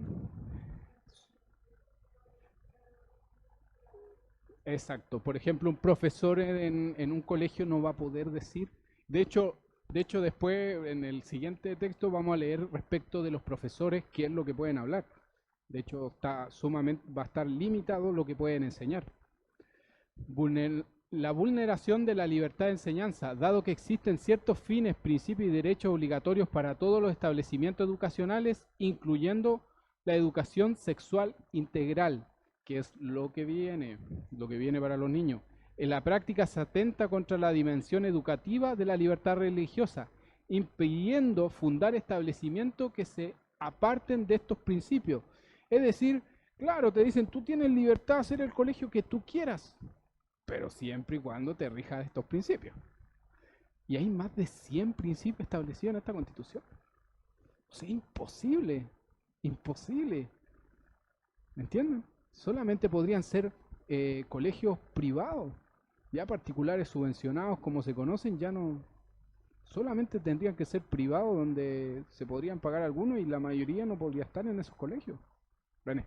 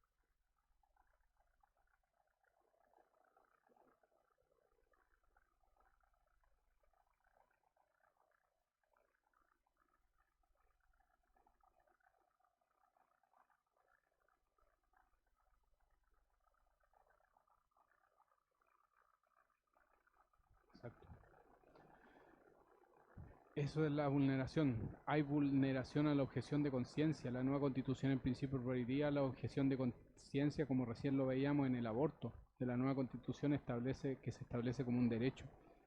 Ya no hay objeción de conciencia. Entonces, ¿qué libertad tenemos? ¿Qué ganamos los cristianos con esta nueva constitución? Retrocedimos. Vulneración de derechos de la institución a tener un ideario religioso. Ya las instituciones, como recién lo nombramos, colegios, hospitales, universidades, que puedan tener un concepto confesional de la fe, ya no pueden decir, porque ya no hay objeción de conciencia institucional respecto al aborto, que la nueva constitución establece como un derecho. Se atenta contra la libertad de los idearios institucionales. O sea, lo violento, lo cancelo, porque es mi derecho. Eso lo van a ver continuamente en esta constitución, la cancelación de ideas, porque no están de acuerdo con lo que dice esta constitución. Exacto. ¿Estado laico o Estado anticristiano? Esta frase de Estado laico puede sonar muy atractiva. La mayoría de las personas cree que se refiere solamente a que no se imponga a todos una misma religión. Sin embargo, en los hechos, esta propuesta constitucional deja como letra muerta todas sus afirmaciones respecto a la garantía de la libertad de religión y de creencias espirituales, al someter a cada agrupación religiosa a los derechos y deberes y principios establecidos en esta constitución. Finalmente, lo que establece la constitución, la propuesta de nueva constitución, es letra muerta, porque puedo manifestarme, pero solo en determinados hechos, sin molestar en esto, sin molestar a esto otro. No hay realmente una libertad, no es libertad. Cuando hay restricciones, no hay libertad. ¿Qué podemos señalar al respecto? Sabemos que la plenitud de la verdad es la persona de Jesucristo. Eso no significa que sea ilícito imponer la religión a los demás. Nunca hemos buscado como creyentes imponer nuestro evangelio al resto. La aceptación de Cristo solamente es posible mediante un acto personal de respuesta a Dios que se revela. Y es lo que manifestamos. No manifestamos una imposición obligatoria a las personas. Los que estamos acá estamos porque queremos estar acá. De ahí que sea tan importante la libertad religiosa y la consiguiente tolerancia para con las religiones no verdaderas. Si hay un Estado laico, no me tienen por qué limitar a mí a yo predicar en contra del aborto. Si yo lo creo como Estado confesional y tengo libertad, deberían dejarme hacer eso, porque si no me cancelan mis ideas. Además, respecto de la moral, nadie puede ser obligado a realizar un hecho que en conciencia se conoce como malo. Los padres tienen el derecho y el deber de educar a su hijo en la fe y la moral cristiana. Lo que decíamos recién, ¿cómo yo le voy a poder, yo no podría instruir a mi hijo, decirle, ¿sabes que esta conducta está incorrecta? Sexualmente no está bien que te atraiga un hombre o una mujer porque tú eres un niño o una niña.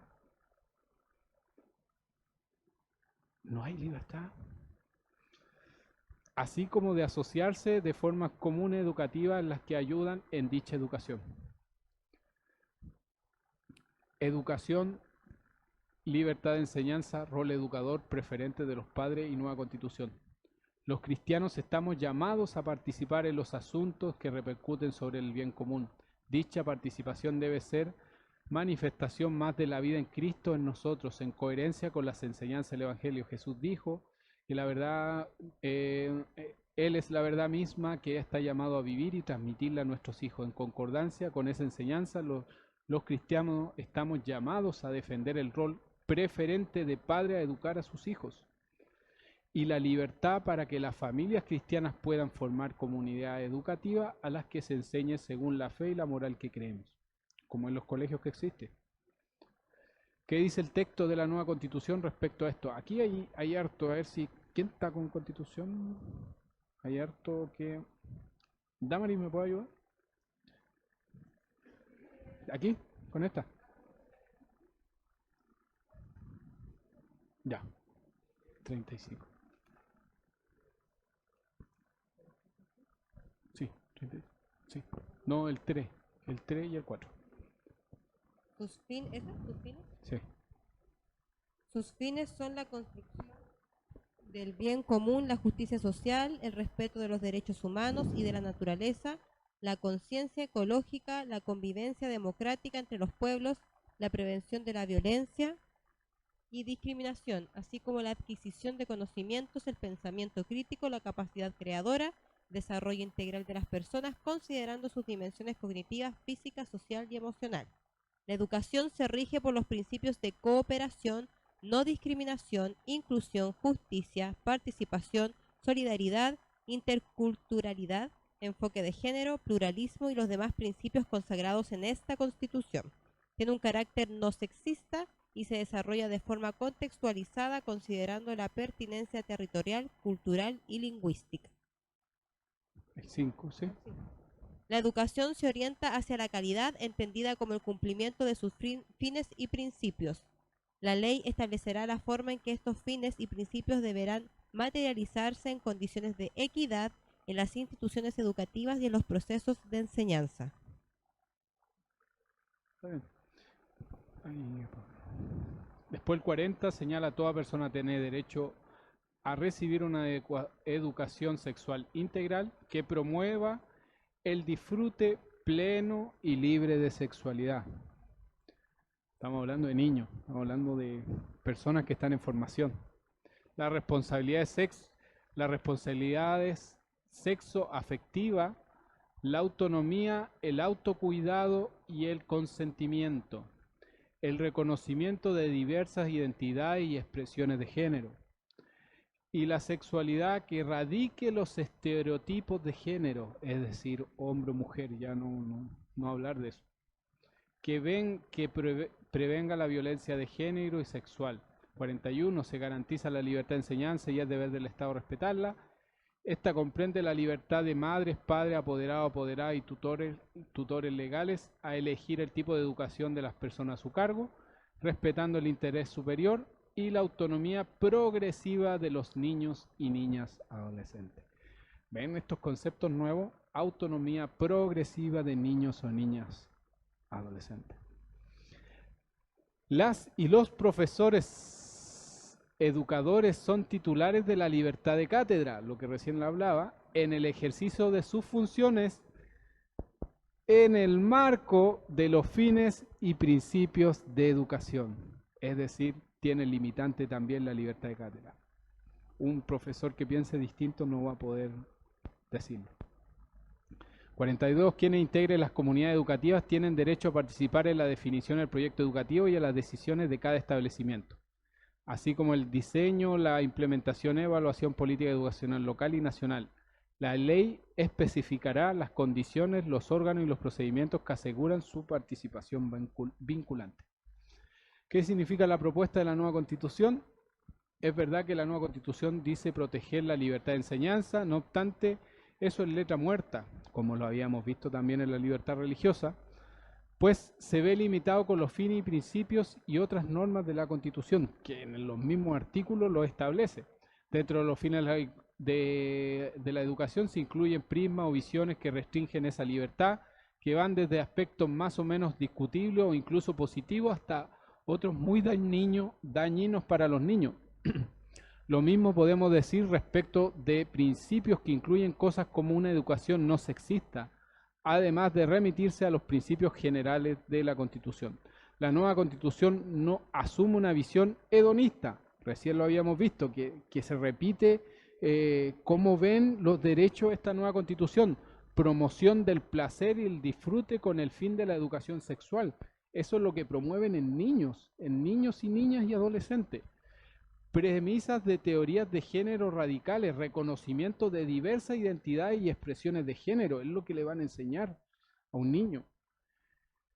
Y una agenda desconstructiva, no sé si lo han escuchado este concepto que lo usan mucho en la universidad, tenéis que desconstruirte, porque, no sé, eres un macho, te ha construido y ahora tienes que desconstruirte. La erradicación de los estereotipos de género.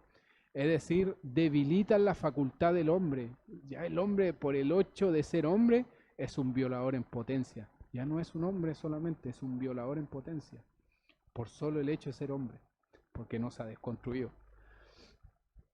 Además, dicha visión distorsionada se impondrá de manera uniforme y obligatoria a todos los establecimientos educacionales. Ya no habrá establecimientos que puedan señalar, no, esto no lo puedo enseñar porque soy católico.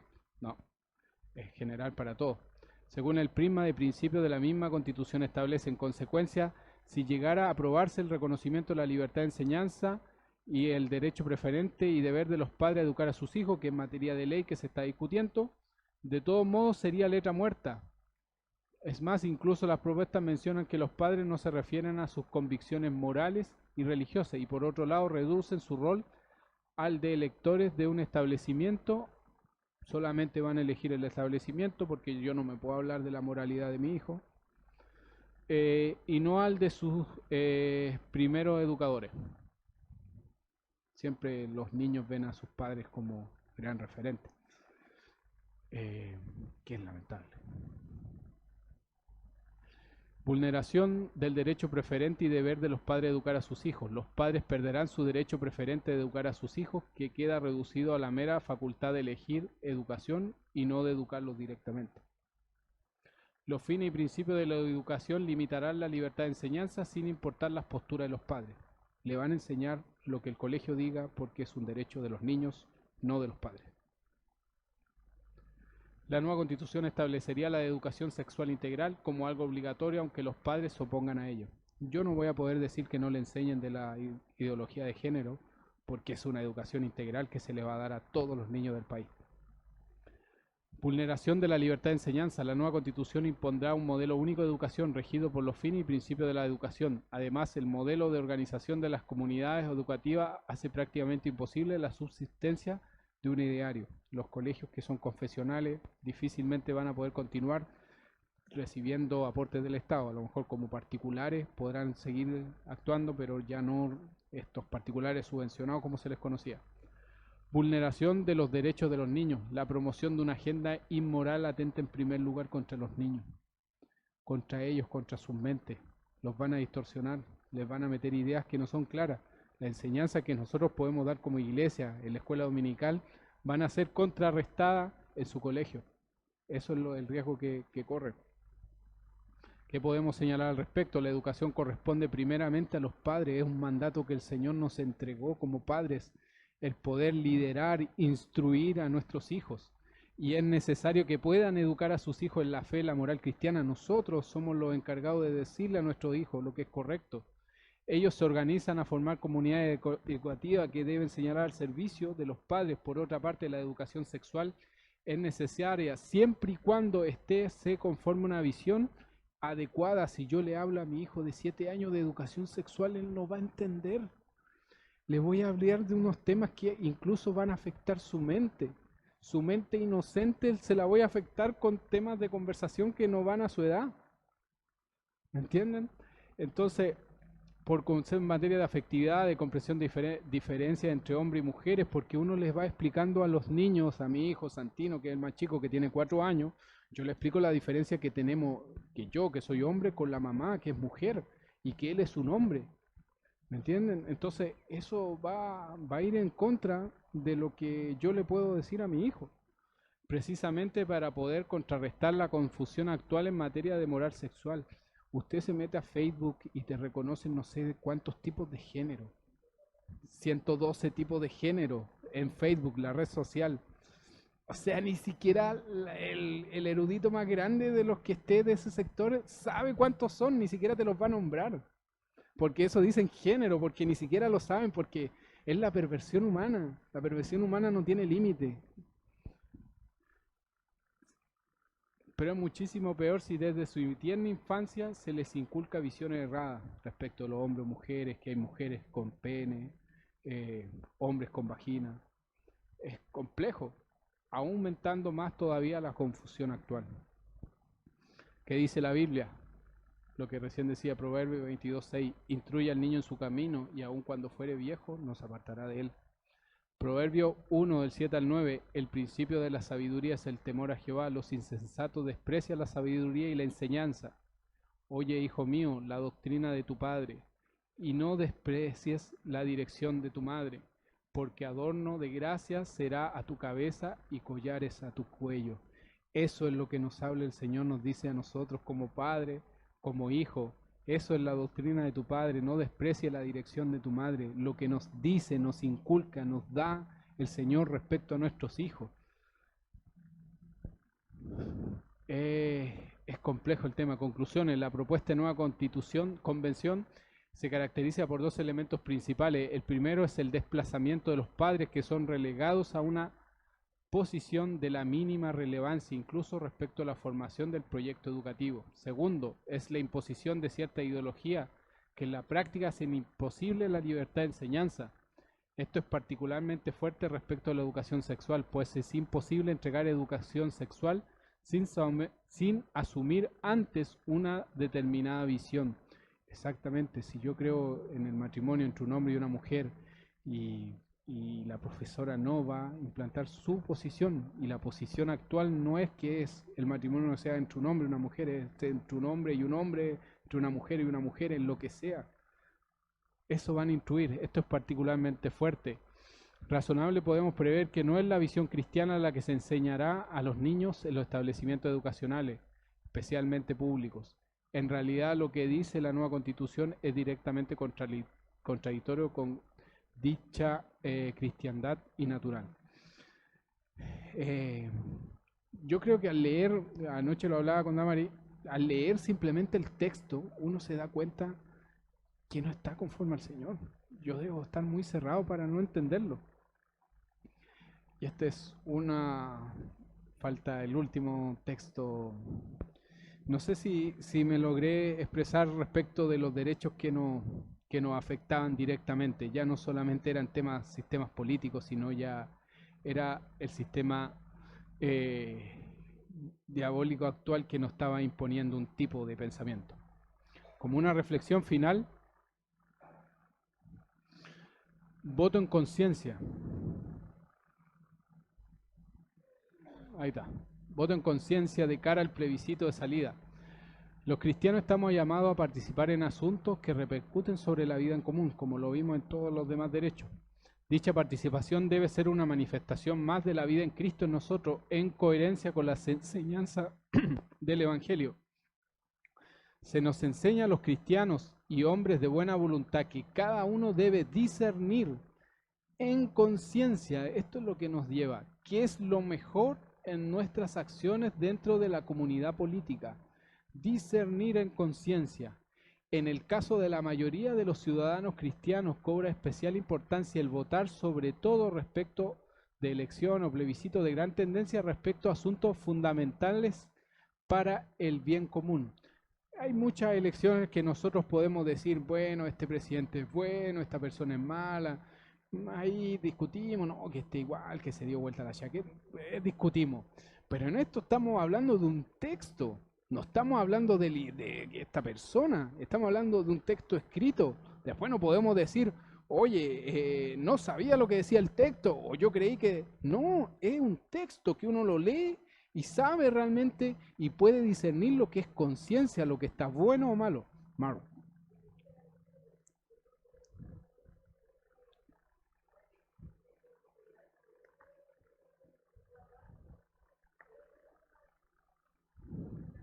Sí, exacto, es un tema ya en la Constitución, como recién lo explicamos, son 40, 50 años, es una cantidad de años grande. ¿Qué significa discernir en conciencia? Para explicarlo más cercano, no es raro que se dé la expresión votar en conciencia, ¿lo han escuchado, no? No, hay que votar en conciencia. Dando a entender que en materias políticas se puede actuar arbitrariamente, o sea, puedo actuar como quiera, votar en conciencia para mí en lo que sea, pero no. En realidad la conciencia es una instancia de discernimiento personal para conocer, esto estamos hablando obviamente de creyentes, conocer lo que verdaderamente es bueno o malo en nuestras acciones. Eso es conciencia. Yo pensar, decir qué es lo bueno o malo, darme el momento para pensar y decir qué es lo bueno o malo de nuestras acciones. Eso es votar en conciencia. ¿Qué es lo bueno o malo? Está en esta Constitución. Eso es sentarse, darse el tiempo de estudiar, de ver, y no una excusa para decidir según los propios caprichos, porque aquí lamentablemente nos cuesta dejar de lado el viejo hombre, el viejo pensamiento que teníamos. Antes de llegar a Cristo teníamos un pensamiento político que nos cuesta. Nos cuesta decidir en conciencia, de sentarnos y decir, realmente esto es lo que quiere el Señor. Nos cuesta. Dicho discernimiento debe realizarse en conformidad con criterios objetivos. ¿Y cuáles pueden ser estos criterios objetivos? ¿Basta con el conocimiento espontáneo del bien o mal?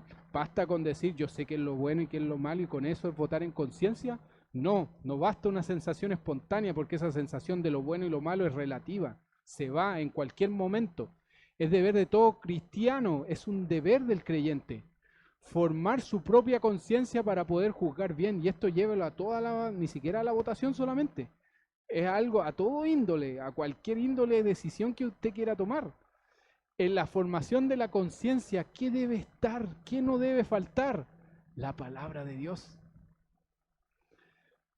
Yo cuando digo voto en conciencia es porque estoy formando mi conciencia, me estoy dando el tiempo de saber qué es lo bueno y lo malo, y lo primero que acudo es a la palabra de Dios. Segundo, es la luz de nuestro caminar, es preciso que la asimilemos en la fe, en lo que creemos. Y la oración. Oración. Es tiempo que también oremos. Es tiempo que oremos en esta búsqueda. Si tenemos duda en esta búsqueda, buscar en oración. Es preciso también que examinemos nuestra conciencia atendiendo a la cruz del Señor, pensando en Cristo, ¿qué es lo que haría el Señor? Estamos asistidos por dones del Espíritu Santo, tenemos dones en nuestras vidas, en nuestra iglesia, ayudados por el testimonio o el consejo de otro. Estoy perdido, no sé lo que dice la Biblia, no sé nada, siento que Dios no me habla. Hay consejo. Hay líderes en tu iglesia, hay pastores en tu iglesia, hay a quien acudir para consultar, estoy confundido. Existen, lo que recién hablábamos, valores no negociables para un cristiano. Yo te puedo aceptar que nosotros podamos pensar distinto, que podamos tener una tendencia, pero hay valores que no podemos negociar, que no se transan, que tenemos que pensar igual. Si siempre el discernimiento debe realizarse de cara a las posibilidades que existen, en el caso en concreto, ya hay muchos casos, como recién lo hablamos, de personas generalmente, de cuando hay elección de presidente, de un diputado, un senador, podemos pensar algo distinto, pero ¿cómo tolerar ciertos males inevitables para evitar males mayores y considerables? Existen algunos temas que son especialmente importantes hasta el punto de ser no negociables. La vida, la familia, la libertad religiosa y el bien común en todas sus formas no son negociables para nosotros. Si negociamos la vida, ¿qué más? ¿Cómo nos podemos llamar cristianos? Tú cristiano y yo cristiano, si vamos a negociar la vida. No, pero van a ayudar a los pobres. Pero van a matar a un ser inocente. Ni aunque tú tuvieras la razón y yo estuviera equivocado, ¿qué pensaría el Señor? Algunos piensan que todavía el Señor vino a salvar a los pobres solamente, vino a sacar a la gente de la pobreza. No eso vino el Señor. Me recuerdo la historia cuando derraman un perfume a los pies de Cristo. Y algunos le señalan, le dicen que por qué derraman ese perfume de tan alto costo a los pies y lo derraman y lo limpiaron con sus lágrimas a esa mujer. Si lo hubieran gastado y hubieran dado a comer a los pobres. Y la respuesta de Jesús fue: a los pobres siempre lo tendrán con ustedes. No sé si me entienden. Estaba dando una concepción, una palabra profética el Señor diciendo: la pobreza nunca se va a acabar. Eso le estaba queriendo decir. Y nunca el mensaje de Cristo fue en contra de los pobres. Pero hay valores que no los tranza. El Evangelio no los tranza, como los versículos que recién hablamos respecto a la vida, a la familia. No los tranza. La libertad religiosa, el predicar el Evangelio, no los tranza. No los tranzaron cuando el Imperio Romano les prohibía anunciar el Evangelio y los mataban. No los transó. No lo transó Pablo, no lo transaron los apóstoles. ¿Y lo vamos a transar nosotros? No.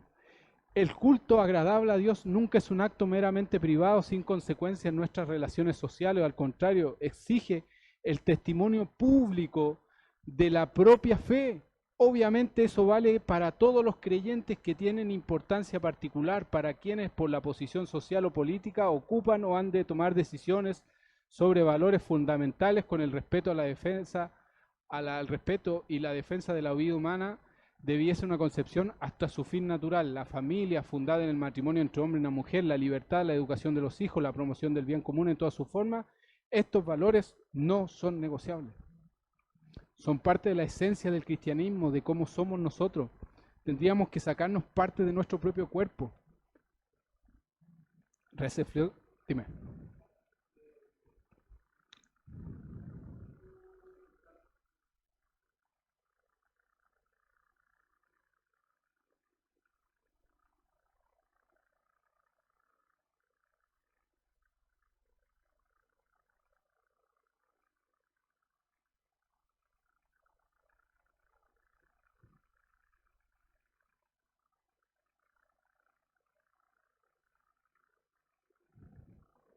Exacto.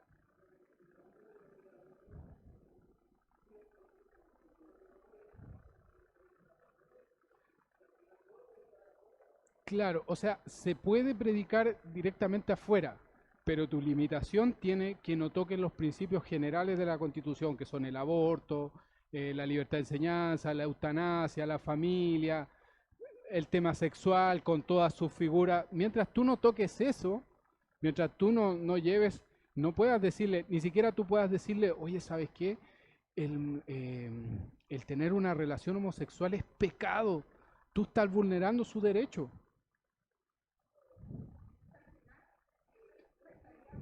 Te restringe, o sea, te da libertad, habla de lo que quieras. En general te dice la Constitución, hable de lo que quiera, me da lo mismo. Pero esto que yo estoy hablando, que me interesa a mí, no lo toques, porque aquí me meto yo.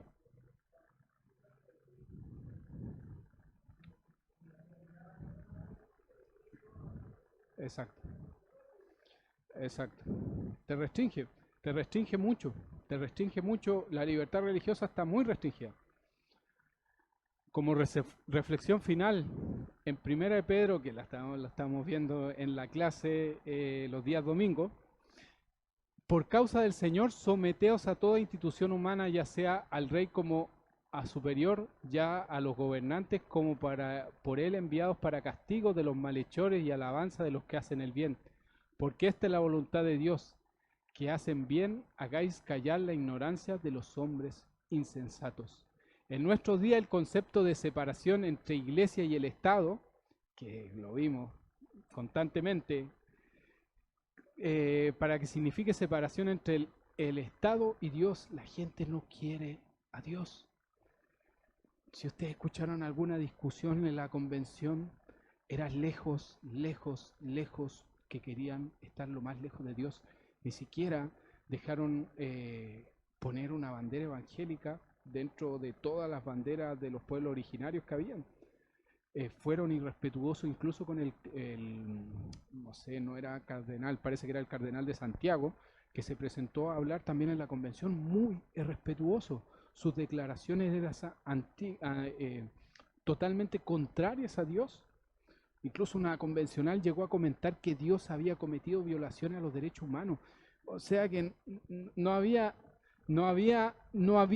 ningún atisbo de creer en Dios. No había ningún atisbo de poner algo que estableciera a Dios. Querían por sobre todas las cosas separarse el Estado y Dios. Y los gobernantes civiles se esfuerzan por estar libres de la responsabilidad de estar bajo Dios. Lo vemos en esta constitución, en esta propuesta de constitución. Quieren estar lejos de Dios. Su propuesta quiere estar lo más separado y alejado de Dios que puedan. No quieren estar cerca de Dios, ni siquiera quieren considerarse un estado laico, lo que fuera, pero lejos de Dios. Lo quieren lejos de Dios, de los establecimientos de educación, en todo índole de cosas lo quieren tener lejos. Cuando la iglesia señala a voces que se ha cometido una falta, cuando nosotros como creyentes, verdaderos creyentes, anunciamos un mensaje profético de la palabra del Señor, que el matrimonio es entre un hombre y una mujer, nos dicen, aparece la dominación del Estado diciéndonos que no lo digamos.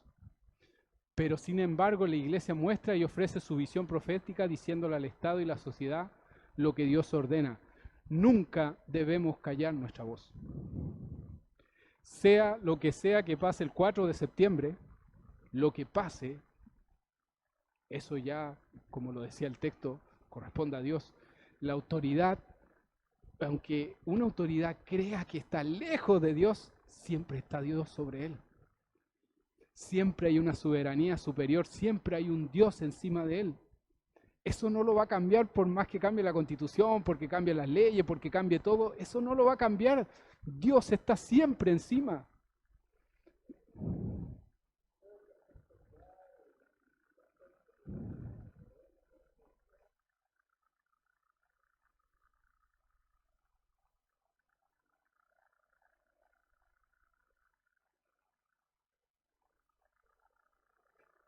Exactamente. O sea, lo que yo quiero que ustedes entiendan en cierta medida o dejarlos con el mensaje es que, si bien es cierto, debemos orar por nuestro país, por nuestras autoridades, es la confianza en el Señor. Sobre Dios, sobre nuestro Señor, no hay nada más. No hay autoridad sobre Él. Él es el Dios y nuestra voz, nuestra visión profética de la vida, de la sociedad, no debe callarse.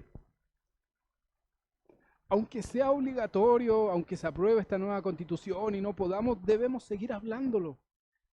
Es nuestro mensaje. Es lo que somos como creyentes. Anunciar el Evangelio es un mandato, no es una recomendación, es un mandato. Instruir a nuestros hijos es un mandato, no es una recomendación. Yo quiero que ustedes se vayan y es mi sentir que puedan entender que nada está sobre Dios y todo descansa en Él. Solo nos queda orar como creyentes y, como lo decía al comienzo, votar en conciencia. Pero ya sabemos lo que es votar en conciencia. No podemos ocultarnos y decir no sé lo que es votar en conciencia. Eso, hermano. Cristóbal.